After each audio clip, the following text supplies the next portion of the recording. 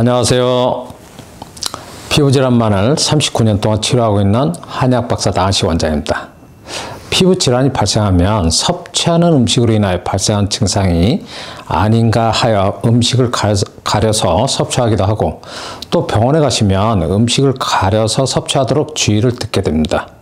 음식을 가려서 섭취하거나 음식 섭취 양을 줄이게 되면 피부 질환이 일시적으로 완화되는 반응이 보이는데, 음식을 지속하여 가려서 섭취하는 데에도 한 3, 4개월이 지나면 완화되던 좋아지던 피부 질환이 처음처럼 증상이 나타나거나 또는 심해지는 경우가 많습니다. 오늘은 음식을 가려서 섭취하는 데에도 피부 질환이 개선되지 않고 왜 반복하여 발생하는지, 또 왜 심해지는지 그 이유에 대해서 설명드리겠습니다.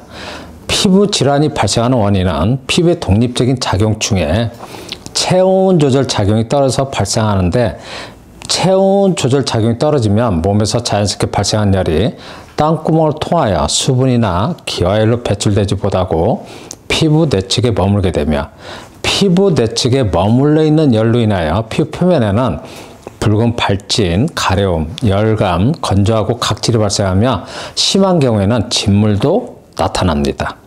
피부 질환은 몸에서 자연스럽게 발생한 열이 땀구멍을 통하여 배출되지 못하고 피부 내측에 머물러 있는 열로 인하여 발생하는데, 음식을 가려서 섭취하거나 소화가 잘 되는 가벼운 음식을 섭취하면 음식을 소화 흡수시키기 위한 장기의 움직임이 줄어들게 되고, 장기의 움직임이 줄어들면 몸에서 발생한 열이 그만큼 줄어들게 됩니다. 몸에서 발생한 열이 줄어들게 되면 피부의 열 자극이 당연히 줄어들게 되고, 피부 내측에 머물러 있는 열로 인해 발생하는 열이 줄어들기 때문에 붉은 발진이나 가려운 증상이 일시적으로는 완화됩니다.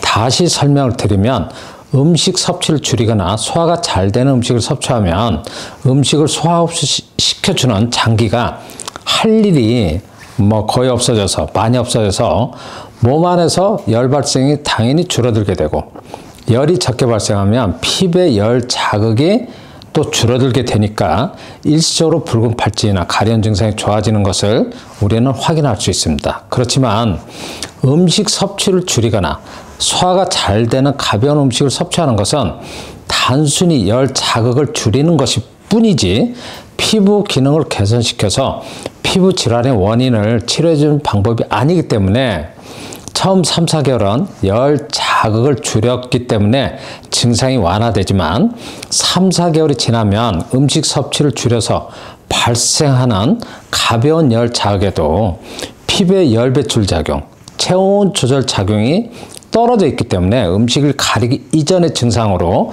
피부 증상이 심해지는 경우가 많습니다. 피부 질환을 오랜 동안 겪어오신 분들은 누구나 제 설명을 경험했을 것으로 저는 생각되는데, 처음에는 음식을 가려서 섭취하다가 음식을 가려서 섭취하는 것은 피부 질환을 치료하는 것과 무관하다는 것을 오랜 동안 피부 질환을 고생하신 분들은 충분히 아실 겁니다.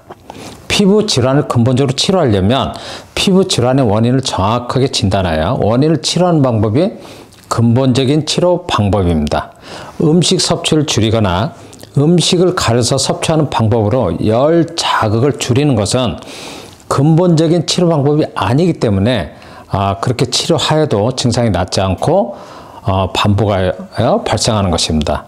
피부 질환의 근본적인 치료 방법은 피부의 체온 조절 작용이 정상적으로 이루어지도록 치료하는 것이 중요하며, 피부 기능이 개선되도록 치료를 한다면 모든 음식을 가리지 않고 섭취하면서 치료해도 근본적인 치료에는 전혀 문제가 없습니다.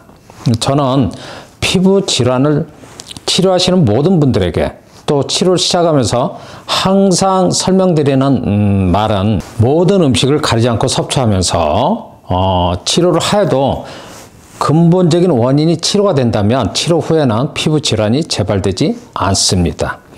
피부 질환의 근본적인 치료는 모든 음식을 섭취해도 또는 어떤 자극을 받아도 자극으로부터 이겨낼 수 있도록 치료하는 방법이 근본적인 치료 방법이라고 여러분들에게 설명드리니까 오늘 영상을 참고하시길 바라며 영상을 마치겠습니다. 감사합니다.